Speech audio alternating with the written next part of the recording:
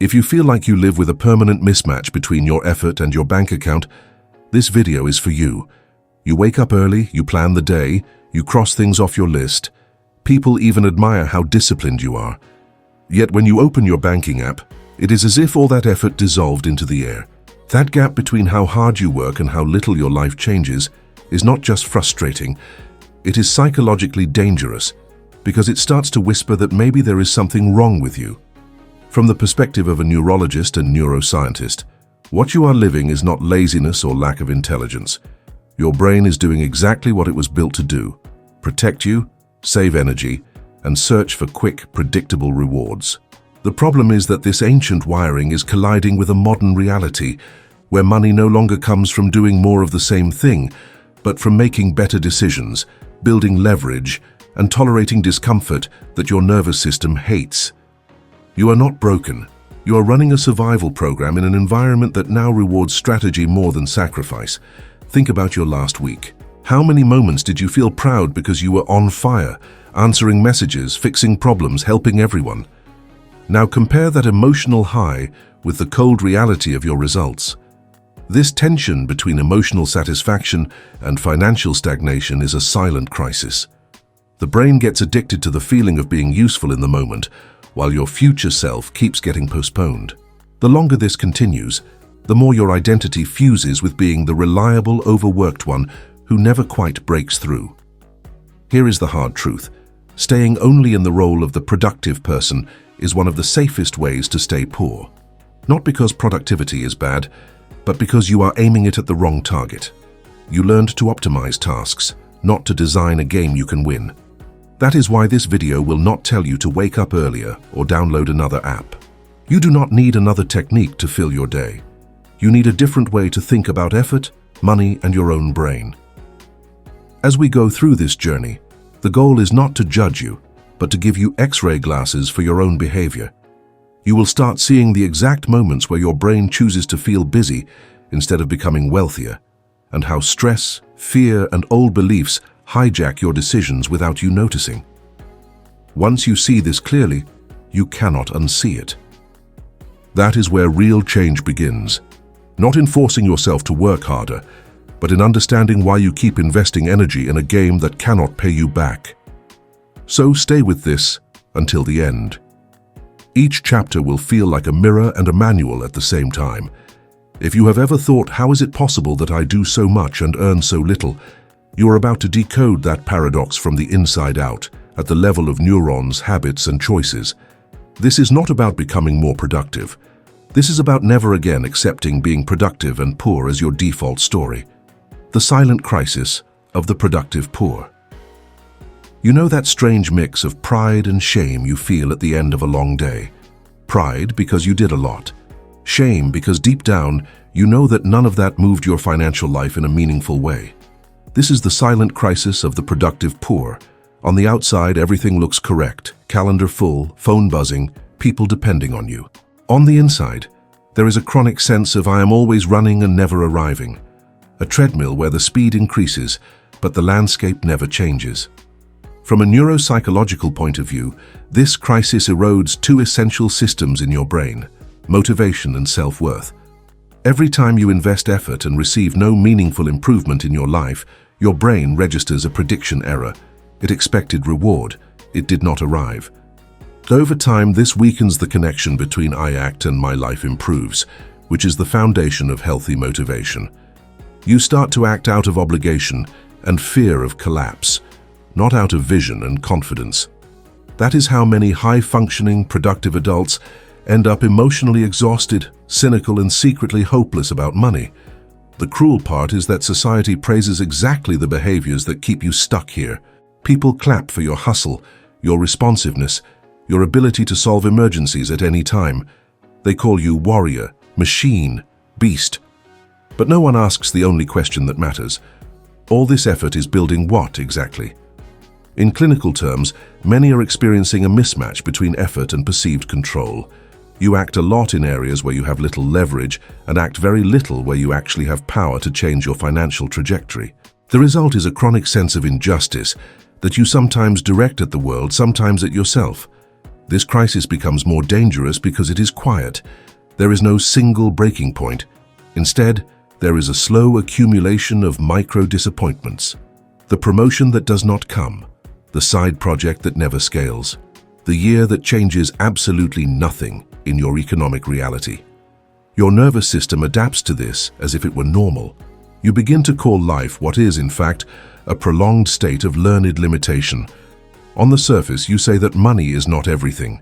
Deep down, you feel you are paying a very high emotional price to stay in the same place. The reason to name this as a crisis is simple. If you normalize it, you will never leave it. As long as you tell yourself, this is just the way it is, your brain will keep repeating the same loops that protect today and sacrifice tomorrow. From here on, each next chapter will open a different layer of this paradox.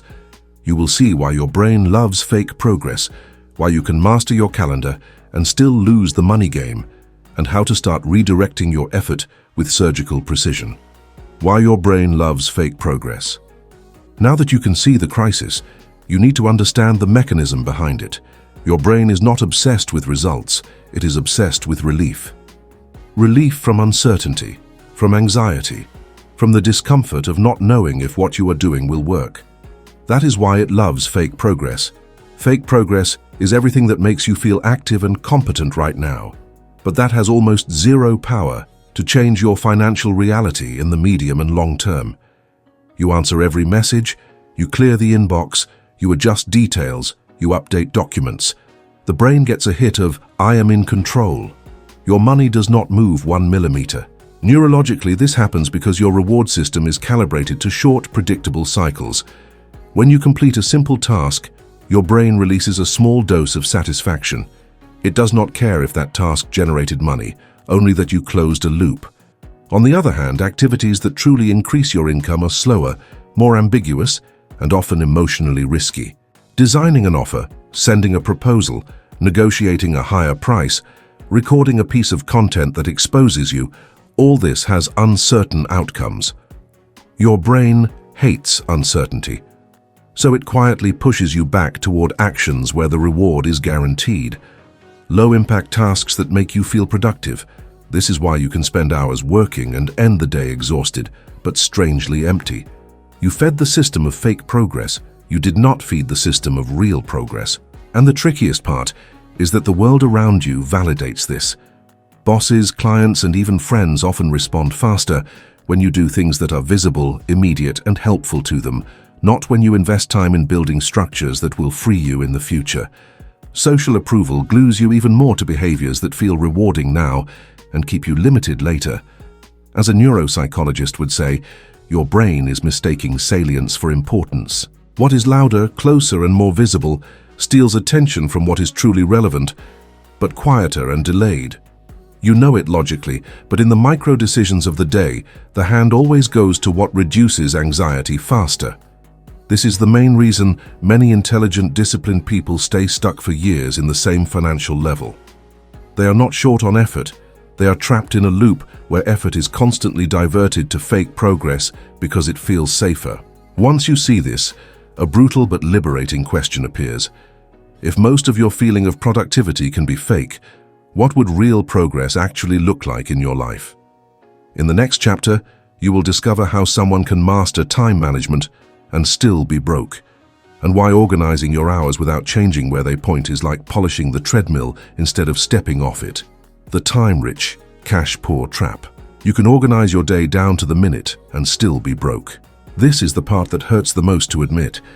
You have planners, apps, routines, alarms, color codes. You know exactly what you are doing at 9:15 on a Tuesday. Yet when you zoom out and ask, what did this week actually build for my financial future? The answer is weak.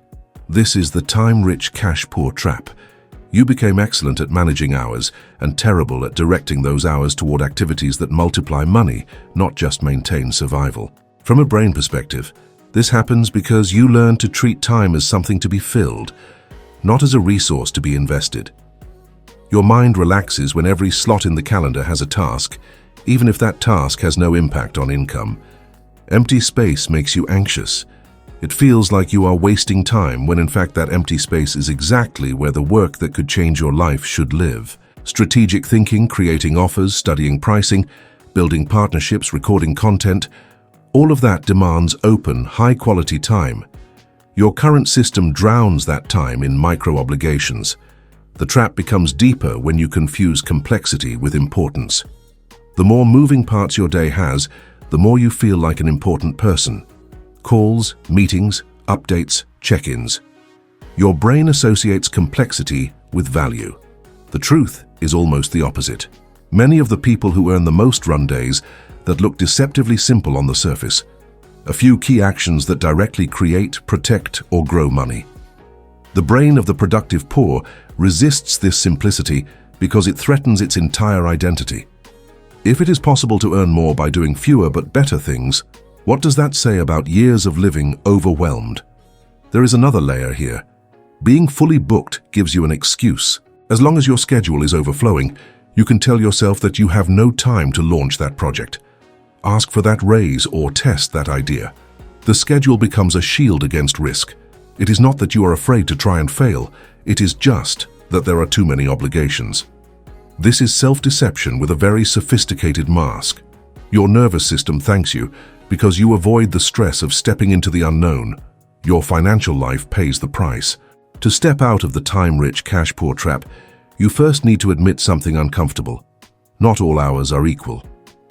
An hour spent answering low-stakes messages is not the same as an hour designing a service, recording a high-quality video, or negotiating a contract. Your brain does not like this inequality because it complicates the illusion that work is work. But if you want to stop being just productive and start being strategic, you will need to start discriminating.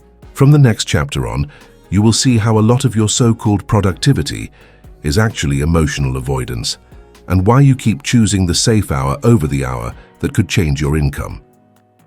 When productivity becomes emotional avoidance. On the surface, it looks like you are just a very committed, very busy person.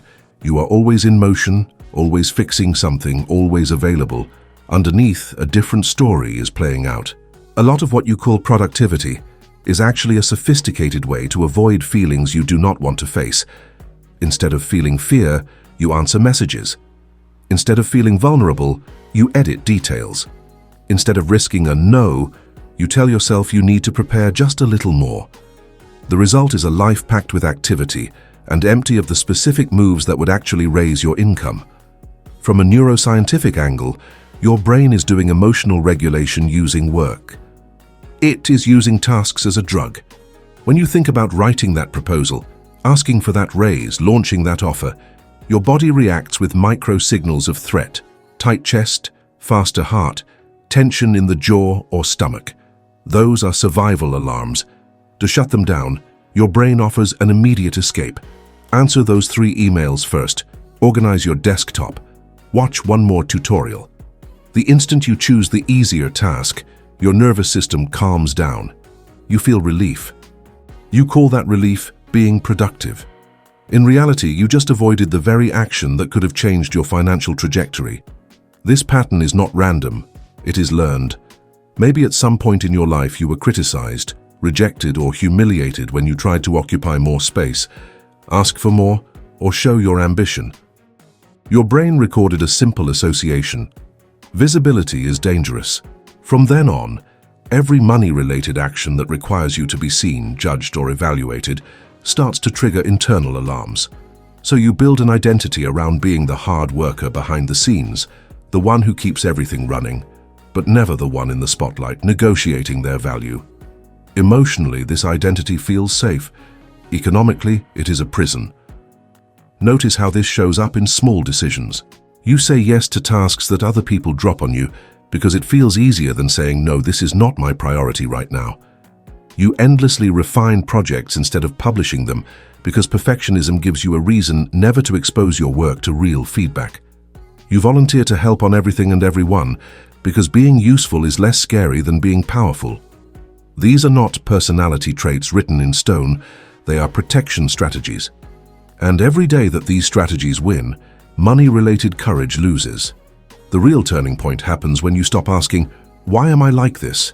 And start asking, what exactly am I protecting myself from when I choose busy work instead of bold work? That question shifts you from guilt to clarity. It is not about forcing yourself to be fearless. It is about realizing that fear is operating the steering wheel of your productivity. In the next chapter, you will see how this fear solidifies into a rigid identity, an invisible ceiling that decides how much you allow yourself to earn, no matter how many hours you work. The invisible ceiling of your financial identity. There is a silent line inside your mind that defines how much money feels normal for you. You may never have said this out loud, but your behavior shows it. When you get close to that internal limit, you slow down, sabotage, get distracted, or suddenly become very busy with other things. That line is your financial identity. It is the story you tell yourself about who you are in the economic world. I am just an employee. I am not a business person. I am not the kind of person who earns that much. Your brain uses this story as a thermostat. When your reality starts to go above it, it activates mechanisms to cool everything back down to what feels familiar. From a neurological point of view, identity is efficiency. The brain does not want to rethink who you are every day.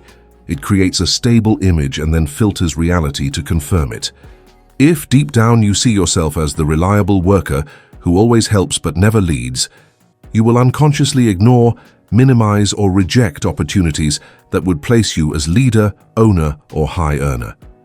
Someone offers a partnership and you think, this is too much for me right now. You have a chance to raise your prices and you immediately imagine clients leaving. The external opportunity exists, but the internal identity does not authorize you to step into it. This ceiling is often built in childhood and adolescence, not with one big event, but with hundreds of small messages. Comments about rich people, jokes about ambition, silence around money, experiences where you tried to ask for more and were shut down. Your young brain concluded, to belong and stay safe, I stay in this financial range. Later, when you start working hard to improve your life, you are doing it with an operating system that quietly says, never go too far beyond this line. That is why you can grind for years, and every time a bigger breakthrough is close, something strange happens. You get sick, you lose focus, you pick fights, you change plans at the last minute. It looks like bad luck. Often, it is your identity thermostat turning the temperature back down. This is not mystical. It is behavioral. Look at how you act when money gets tight versus when money improves. In scarcity, you become sharp, creative, intense. In abundance, you relax, celebrate, spend a little more, say yes to distractions, wait for things to stabilize before taking the next step. This is your nervous system trying to return to the zone it knows how to manage. If your whole life trained you to survive, not to expand, expansion feels like losing control, so you unconsciously trigger behaviors that bring you back to the chaos you already know how to handle. It is crazy, but it is logical for a brain that equates familiar with safe. The key is not to repeat generic affirmations, but to start acting slightly above your current identity in very concrete ways. Say no where the old you would say yes. Charge a little more where the old you would discount. Accept a challenge where the old you would hide. Each time you do this, your brain panics a bit, then realizes you did not die and updates your internal definition of what kind of person you are. In the next chapter, you will understand how cognitive overload and constant mental noise keep you too tired to make these upgrades, and why your overloaded brain keeps choosing survival decisions that are emotionally understandable and financially expensive. The hidden tax of cognitive overload on your wallet. Your brain was not designed to handle the level of information, notifications, and decisions you process in a single day. Every message you read, every micro-choice you make, every tab you open, consumes a piece of your mental energy. You may not feel it in the moment, but there is a hidden tax being charged on your capacity to think clearly about money. By the time you sit down to make an important financial decision, design a strategy, or evaluate an opportunity, your cognitive credit card is already maxed out. You are mentally tired, so you default to the safest, most familiar option, even if it is the least intelligent for your long-term wealth. In neuropsychology, this is called decision fatigue. The more decisions you make, especially trivial ones, the more your brain starts to look for shortcuts. Those shortcuts are not always wise. When you are overloaded, You are more likely to choose what is easy, immediate, and reversible, and less likely to commit to moves that demand focus and carry weight. That is why, after a chaotic day, raising your prices seems like too much, reviewing your investments feels impossible, and planning a new product or offer becomes something you leave for when the mind is clearer. The problem is that this clear moment rarely comes, because every following day is as overloaded as the last. Cognitive overload also distorts how you perceive risk and reward. In a calm state, you can evaluate numbers, scenarios, and probabilities with some rational distance. In an exhausted state, your brain exaggerates the potential pain of what could go wrong and minimizes the potential gain of what could go right. Saying no to a bad deal and yes to a bold but well-thought-out move both require mental clarity. Overloaded, you often do the opposite. You accept what is presented to you just to avoid thinking more, and you reject what would require you to sit, analyze, and decide with intention. Over time, this pattern silently drains thousands in lost opportunities. There is another cost. Overload kills deep work. The kind of thinking that designs offers, builds systems, studies markets, and understands money does not happen in 5-minute gaps between notifications. It requires uninterrupted blocks, where your brain can stay with the same problem long enough to see beyond the obvious.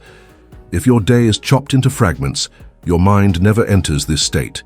You stay trapped in surface tasks, constantly responding, rarely creating. And because you are busy the entire time, it feels like you had no choice. In reality, your environment and habits are structurally preventing the type of focus that makes people wealthier over years. Recognizing this hidden tax is the first act of rebellion. Once you see that your overloaded mind is making you poorer, you stop glorifying the chaos as a sign of importance. You begin to protect your attention as if it were money, because in practice, it is. In the next chapter, you will discover that the real game is not just how you use your time, but how you allocate your energy, and why learning to manage your energy with the same seriousness you want to manage your money is a decisive step out of the productive but broke cycle. Energy management versus money management. Most people try to fix their money problems by squeezing more tasks into the day, when the real limitation is not time, it is energy. You know this in your body. There are days when you technically have time, but your mind is foggy, your patience is low, and your willpower is thin. In that state, you naturally gravitate toward whatever is easiest and most automatic, not toward the actions that demand courage and creativity. From a neurological perspective, every high-quality decision you make costs energy. If you burn that energy on unimportant choices and constant reactivity, there is nothing left to invest in the moves that actually change your income. Think of your energy as a currency that resets every 24 hours. Every notification you check the second it arrives, every argument you replay in your head, every task you accept without thinking debits this account. By midday, a large part of your mental budget is already gone. When it is time to do something that could increase your earnings, like planning a launch, creating content, studying a new skill, or reaching out to a potential client, your brain quietly negotiates with you. Not today, you are too tired, do something lighter. Then you choose busy, low-impact work again. It feels like a rational choice. It is just an exhausted brain protecting itself. Neurologically, high-leverage actions require access to your prefrontal cortex, the area responsible for planning, impulse control, and long-term thinking. This region is extremely sensitive to fatigue and stress. When your energy is low, your brain shifts control to more primitive systems that prioritize what is comforting and familiar. That is why, at the end of a draining day, scrolling or answering random messages feels doable, while sitting down to design a better offer feels impossible. It is not that you do not care. It is that your brain in that state literally does not want to open that level of complexity. This is why two people with the same number of hours can have completely different financial results. One spends their highest energy hours on deep strategic revenue-related work and lets the lower energy hours absorb the routine. The other wakes up and immediately donates their best mental state to other people's demands, notifications, and small urgencies. By the time they reach their own projects, they are operating on emotional leftovers. Over months and years, this difference accumulates into completely different lives. It is not a moral issue. It is energy allocation. To step out of the productive but poor pattern, you need to reverse the hierarchy. Your most important financial actions must happen when your brain is at its best, not when it is already drained. That might mean protecting the first 60 to 90 minutes of your day for income and leverage tasks, refusing to donate your peak focus to low-stakes requests. At first, your nervous system will protest because you are breaking a long habit of being instantly available. But as you start to experience what happens when your best energy goes to the right work, your results and self-respect begin to change. In the next chapter, you will see how this shift in energy allocation opens the door to an even deeper transformation. Upgrading from the mindset of a worker who executes tasks to the mindset of an architect who deliberately designs systems, assets, and a financial reality that no longer depends on constant struggle. Upgrading from worker brain to architect brain. Up to this point, your brain has been trained to think like a worker, see a task, execute the task, move to the next one. It is a linear reactive mode, necessary for survival, but very limited for building wealth. The architect brain works differently. Instead of asking, "What do I have to do today?" it asks, "What am I building with what I do today?" One focuses on activity, the other on structure. The worker seeks to finish tasks. The architect seeks to create systems that will keep working even when they are not there. This is the mental shift that separates people who stay stuck grinding from those who gradually detach their income from their hours. From a neurological angle, this shift means using more of your prefrontal cortex and less of your autopilot. The worker brain loves routines, checklists, and immediate feedback. It feels alive when it is busy.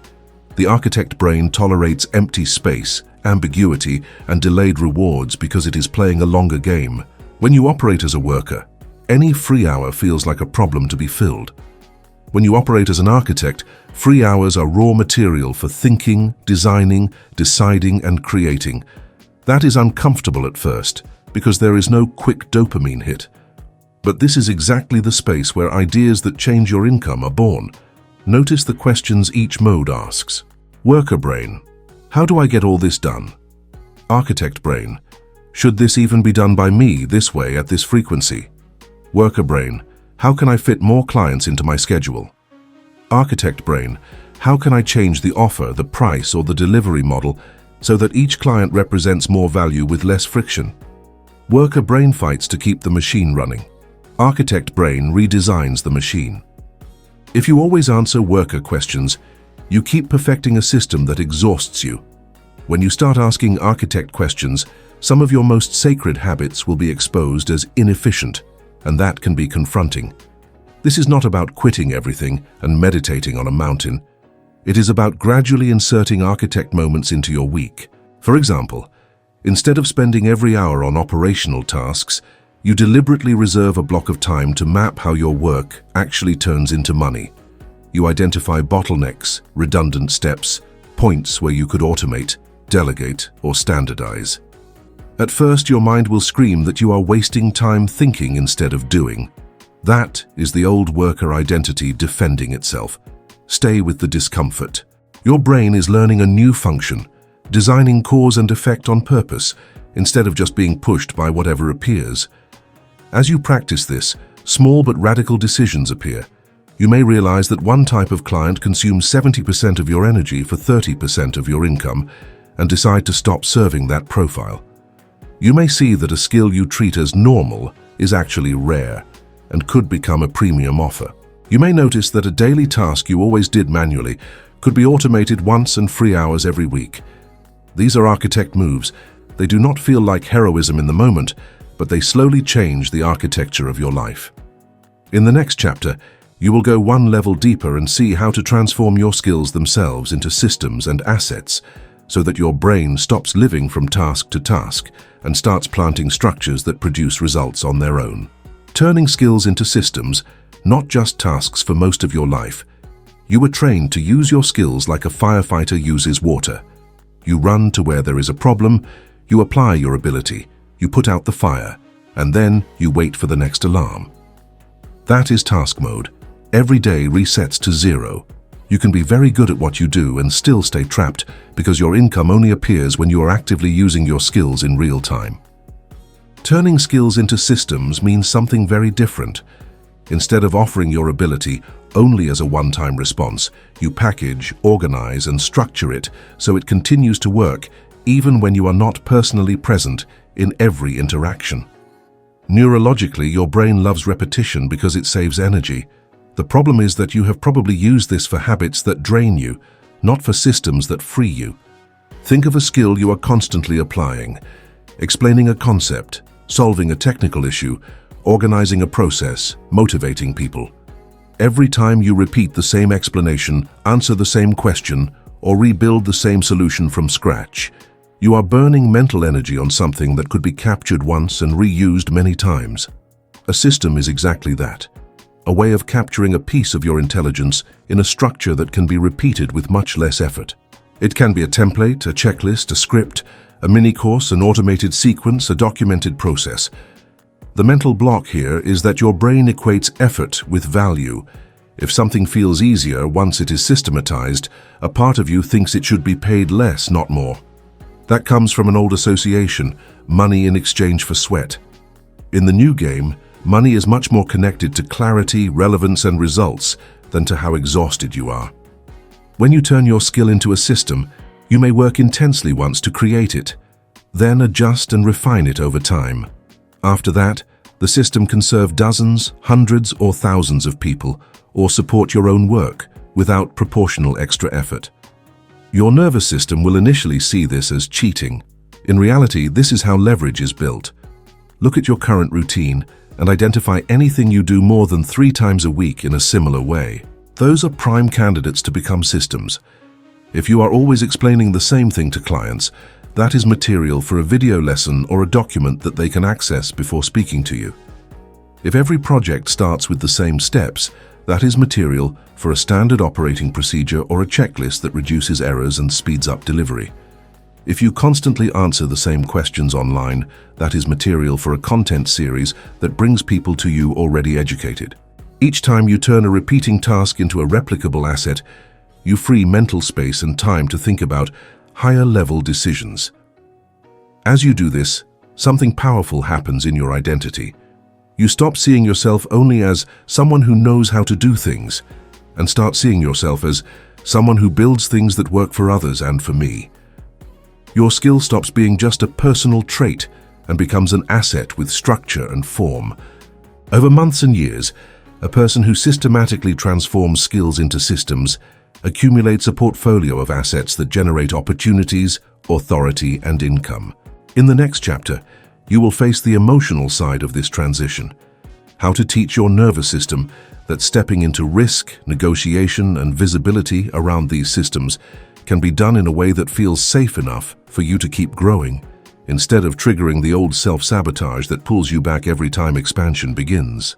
Building a nervous system-safe relationship with risk. Every meaningful financial step you want to take carries some level of risk: being rejected, being judged, losing money, disappointing someone, having to admit you were wrong. Intellectually, you may understand that calculated risk is necessary to grow, but your nervous system does not work with spreadsheets, it works with sensations. If your body has learned to associate risk with danger, each move toward more income will feel like standing at the edge of a cliff. It does not matter how good the opportunity is. If your heart races, your muscles tense, and your breathing gets shallow, your brain will do everything it can to pull you back to the old safe zone. From a neuroscientific perspective, this is your threat detection system doing its job. The amygdala, a region deep in your brain, does not distinguish between physical threat and social or financial threat. Asking for a raise, launching a product, raising your prices, hitting publish on a video, all of that can light up the same circuits that evolved to protect your ancestors from predators and exile. When those circuits fire, your body enters a stress response: fight, flight, or freeze. In money terms, fight can look like arguing, over-explaining, becoming aggressively perfectionist. Flight can look like procrastinating, changing the subject, filling the day with other tasks. Freeze can look like mental paralysis: I do not know what to do, so you do nothing. The mistake is thinking you need to become fearless before you act. In reality, the goal is to create a relationship with risk that your nervous system can tolerate. Think of it as progressive exposure. If your brain treats any money-related risk as a tiger, you will never move. But if you train it, step by step, to experience small doses of risk without catastrophe, it starts to recalibrate. For example, instead of jumping straight from never negotiating to demanding a huge increase, you might start by practicing saying no to minor requests that steal your time. Your body will react, but you stay with the discomfort, breathe, and notice that you are still safe. This is nervous system training, not just mindset talk. Another key is separating perceived risk from actual risk. Overloaded and emotional, your brain tends to exaggerate the potential negative outcome and ignore the cost of inaction. Not sending the proposal feels safer than sending and being rejected. But in reality, not sending it guarantees you earn nothing. Sending it at least gives you a chance and gives you data to improve. A calm, regulated brain can see this asymmetry. A dysregulated brain only feels the immediate sting of possible rejection. That is why simple regulation practices matter. Slow breathing, grounding your senses, briefly relaxing your muscles before making or communicating a financial decision. These are not spiritual decorations. They are direct ways to calm the alarm system so your rational brain can work. As you practice this, you begin to experience something new, the sensation of being slightly uncomfortable and still in control. You learn to distinguish healthy expansion discomfort from real danger. That difference is the gateway out of the productive but poor loop, because you stop needing zero anxiety to act. You accept that some of the most profitable choices of your life will be made with butterflies in your stomach and a steady hand. In the next chapter, you will see how to translate these inner adjustments into a concrete weekly design, so that your days stop being a random reaction to whatever appears and start operating like a structured laboratory where every week, by design, you become a little less busy and a little more wealthy. Designing a week that makes you richer, not just busier. If you do not consciously design your week, your nervous system and other people's priorities will design it for you. That default design has one rule: keep you busy, not better off. To change this, you need to treat your week like an experiment in leverage, not a container for endless tasks. Instead of asking, "What do I have to do these next 7 days?" the guiding question becomes, "What must happen this week so that 90 days from now my income and freedom are clearly different?" This single shift forces your brain to stop worshipping full calendars and start respecting results. From a neuropsychological angle, your brain loves predictability and routines, so use that in your favor. Choose specific windows in the week that are non-negotiable for high-leverage work, creating assets, improving offers, studying money, refining systems, building relationships that open doors. These blocks must live where your energy is naturally higher, not at the exhausted end of the day. When you protect them, you are not just managing time, you are training your brain to associate certain hours with deep strategic focus. At first, everything and everyone will try to invade those windows. Old patterns will whisper that it is selfish or unrealistic. That resistance is a sign that you are rewriting the script of your life. A rich week is not defined by how many tasks you complete, but by how different the next week can be because of what you did in this one. So instead of measuring yourself only by, "Did I finish everything?" start tracking 3 simple indicators. Did I spend quality time on something that can pay me more than once?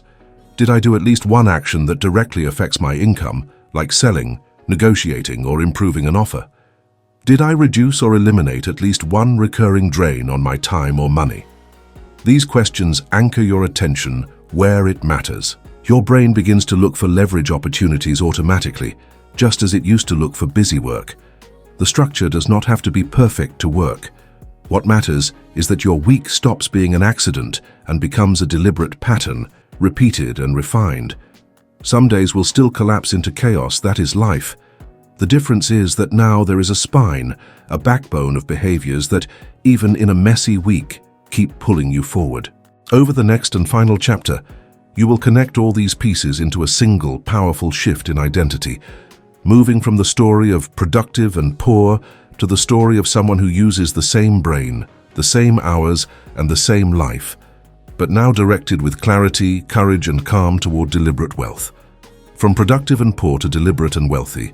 At this point, you can probably see yourself in several moments of this video. The early mornings that do not change your numbers. The exhaustion that comes with no real progress. The fear hidden behind "I am still preparing." None of this means you are weak or incapable.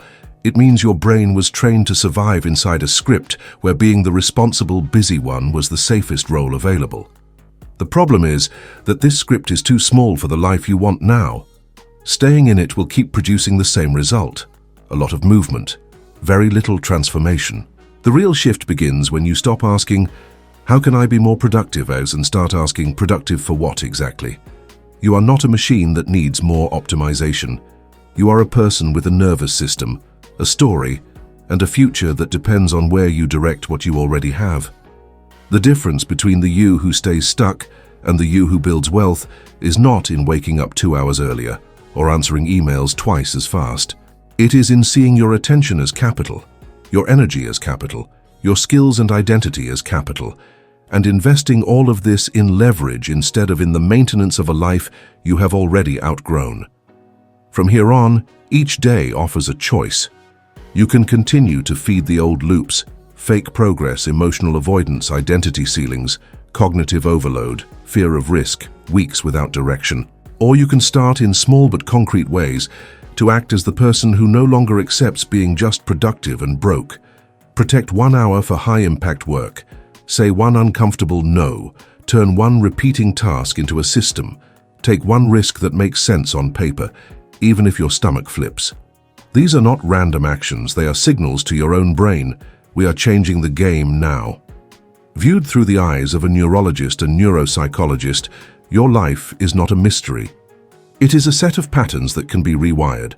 The same brain that today spends energy surviving low-leverage days can learn to design, decide, and build in your favor. The same nervous system that now panics with every risk can learn that expansion can be intense and still safe enough. The same identity that once said, "I am just a worker," can expand to, "I am the architect of how I earn, live, and grow." This is not instant, but it is entirely possible. If this resonated, do not let it stay as just inspiration. Choose one concept from this video and translate it into a real behavior within the next 24 hours. Your brain only believes in change when it sees action. The story of being productive and poor has already taken enough of your years. From now on, the question is simple and inescapable. If you are going to give this much of your life, your focus, and your heart to your work, will you keep feeding a system that barely keeps you alive? Or will you finally direct all of this toward a life that feels, looks, and pays like the effort you have always given?